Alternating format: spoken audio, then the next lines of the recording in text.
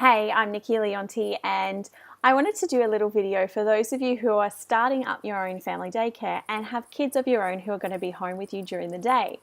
Now, this is something that I have dealt with myself. So when I first started, I had my 1-year-old and my 3-year-old at home with me, and it was hard work. So I found that my 3-year-old got quite possessive.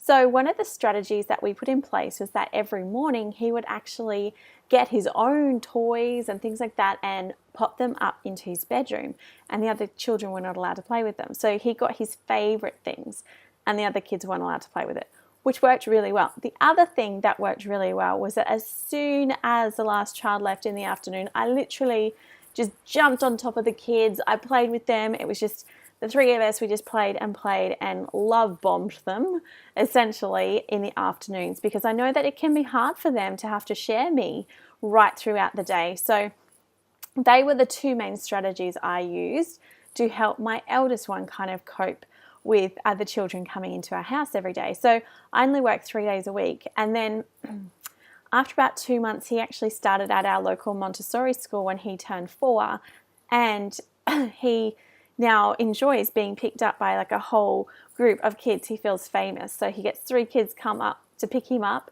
and he loves that. So he now enjoys that time in the afternoon with these kids. He's always asking, is his friends coming over today?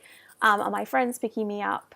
And he really enjoys it. So it did take a little bit of time. The first 2 weeks, I'm not going to lie to you, were pretty hard. But once we got through that and once he understood how it all worked, he was much happier. Because what we have to understand is children, changes happen with them and they're like, whoa, what's going on? We understand what's going on. We're making those decisions. We know what's going to happen in the future. They don't know that. The kids, they're precious little people who really just think in the now, which is something we could really learn from. They think in the now, what's affecting me right now? And they have kids coming over.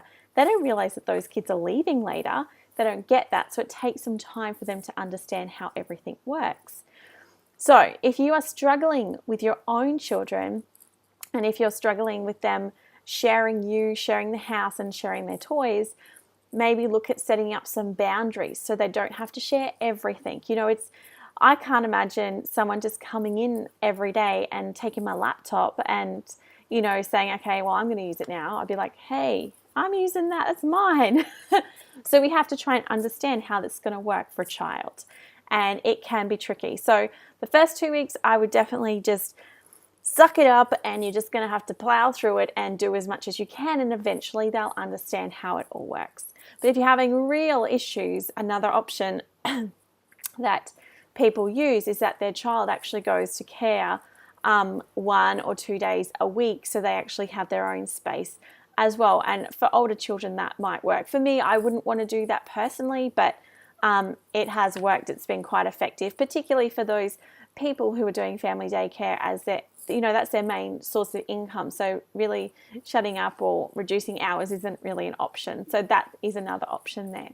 All right, I hope you enjoyed this video. If you want to learn more about starting your own family daycare, check out my website, startyourownfamilydaycare.com.au, and sign up there, and I'll send you these cool little emails every week.